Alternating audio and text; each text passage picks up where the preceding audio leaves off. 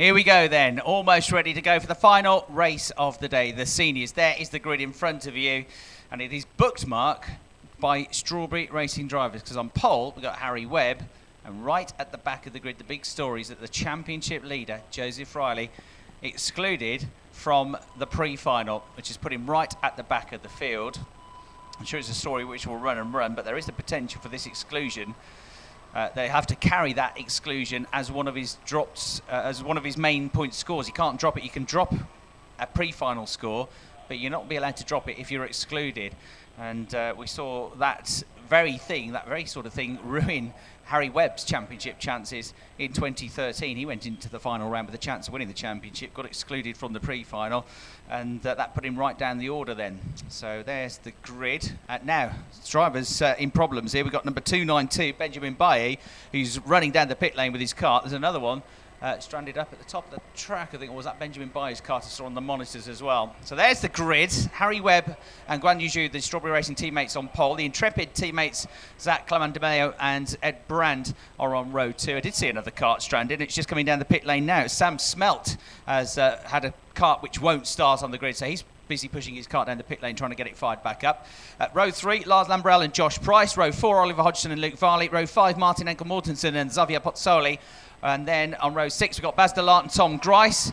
Lucas Bartosuk and Jack Aitken on row 7. Konstantin Scholl and Max Aitken on row number 8. Row number 9, Abdullah Al-Rohawi and Petra Betzel. And then on row 10, we'll have Josh White and Michael Cool. Row 11, Glenn Van Paris and Philip Volstead.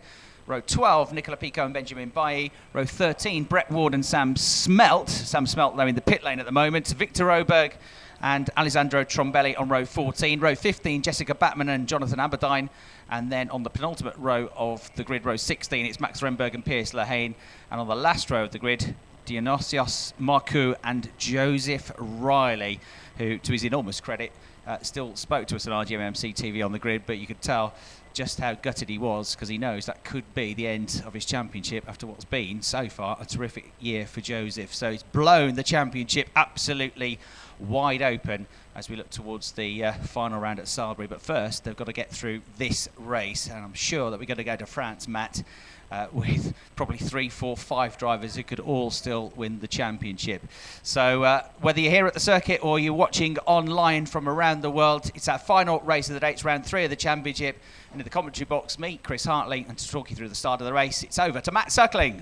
Thanks very much, Chris. Yep, taken many twists and turns so far this year in the championship for the seniors, and another one has been dealt to Joseph Riley here this weekend. But he's got to work his way from the back, hopefully for a good result. We'll see how much progress he can make. But this 14-lapper for the seniors is about to get underway. They come to the line now, which gets away. Harry Webb darts towards the outside line first off. Very strange thing to do. He held the inside line through the corner. It's going to be Zach Clement-DeMeo that follows him up towards turn 2 in second place, and then it's all charging for third place. It's going to be one of the Strawberry carts into that third place, whether it's Guan or whether it's someone else from a little bit lower down. It may be, in fact, Josh Price or Lars Lambrell, but they're all up there fighting for it. It's Harry Webb, though, that holds on to the lead of the race on this first lap. They turn away in towards turn number 4. Still second is Zach Clement-DeMeo. Third place then is going to be the car of, by the looks of it, Josh Price. It's Lars Lambrell, in fact, who's up to third place. Guan's dropped down to 4th, and by the looks of it, it's the colours of Ollie Hodgson up to 5th place. So from that inside run as well, he's made a good start. Ed Brand drops down to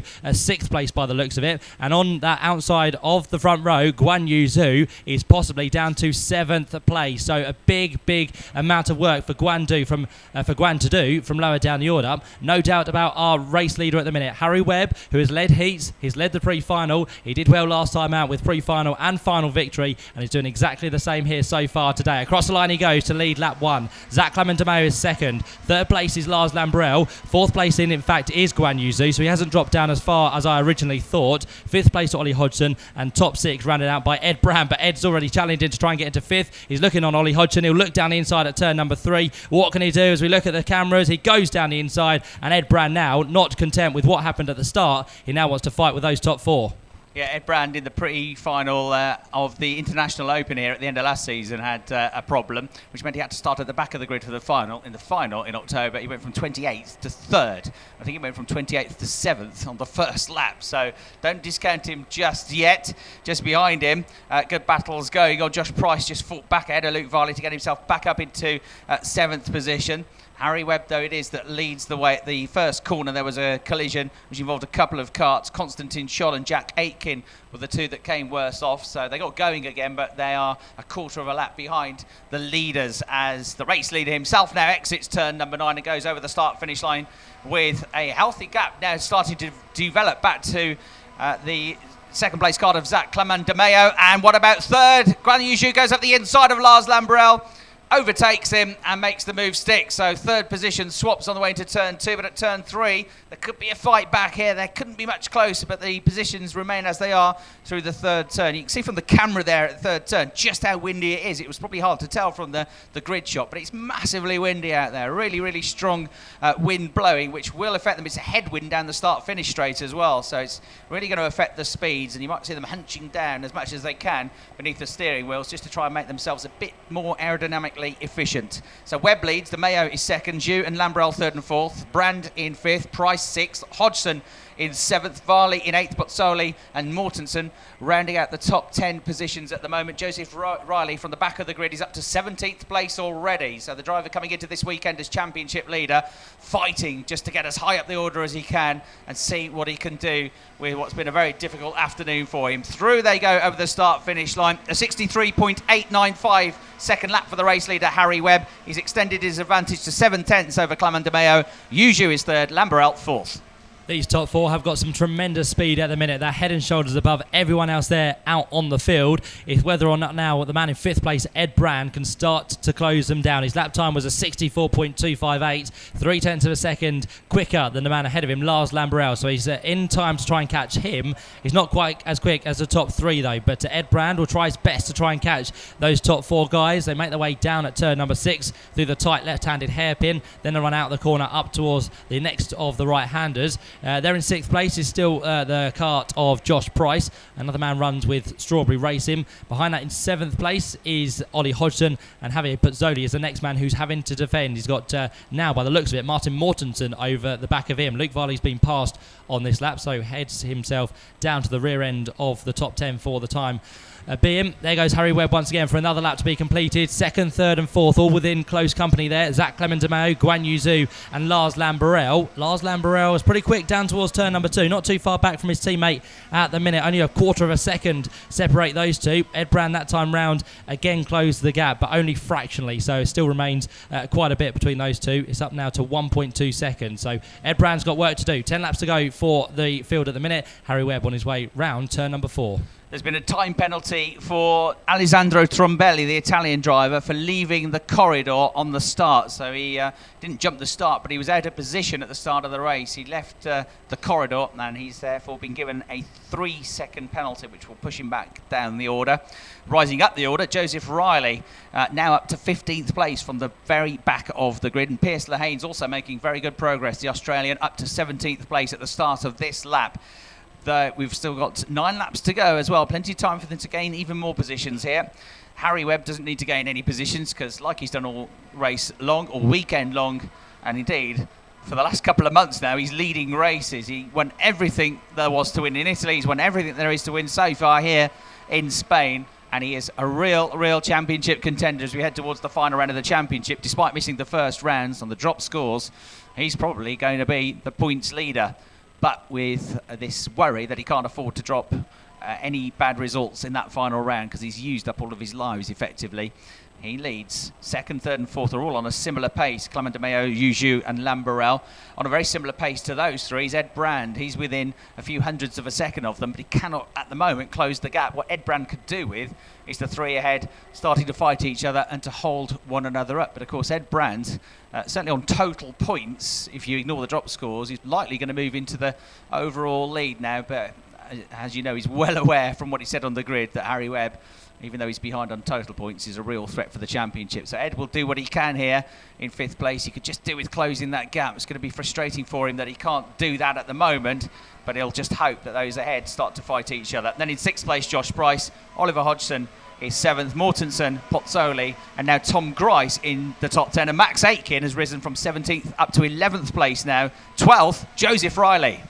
Yep, we're keeping an eye on Joseph Riley at the minute. He's made 2 places on that lap, so he sits behind his teammate Max Aitken. Those carts now making their way through turn number 3, and I'm sure Joseph Riley could find himself inside the top 10 before too much longer. So we'll see what more progress he can now make. The leaders make their run now down towards turn number 6 once again. Harry Webb, second, Zach Clement-Demeo, and look at the 2 carts behind him now, really starting to close up. Guan Yu Zhu and Lars Lamberel, 2 Strawberry Racing guys, want to make it a trio once again on the podium here this weekend. Ed Brand sits there in 5th place. On to 6th place is now Josh Price. And again, we count our way down the order to see what's going on with this fight over 12th place. Has Joseph Riley remained onto it? There's a spinner up there, and hopefully that's not one of the Strawberry Racing carts. He's got a green helmet. So to us, who runs with the green helmet? Max Aitken it might be, with a bright green helmet, I think. Yeah, so he's dropped out the order. He was right ahead of Joseph Riley by the looks of it. So if that is the case, Max Aitken was having a great run, and he may have been pushed into that. We're not too sure, but he rejoins the track, and he does drop down the order. So good spot there, Chris. Max Aitken dropping down like a stone now. He'll be right at the back. Joseph Riley gains the place up to 11th, now only 1 place off the top 10. So he's doing well. For the fight for second, though, it's well and truly on. Zach Clement-Demeo, 3rd place, Guan Yu Zhu, and Lars Lamberel, all on their way around turn number 4. And which one of these is going to be the first to make a move to try and get a little bit higher up in the order? Driving like a man possessed, isn't he, Joseph Riley? He's a tremendous driver. It must be absolutely galling for him that this exclusion from the pre-final for causing an incident as he gets up the inside of Tom Grice, isn't it? Josh White, I think it was, and gains another place. So he's in the top 10 now. But this exclusion, he was deemed to have caused a bit of a pile-up, and I think, from what I understand, had 2 warning offences, and the 2 put together result in an exclusion if you get 2 warning offences in the same race. So that is a real blow to him, but he's showing us just how quick he is by storming up through the field here. Tremendous drive so far from him.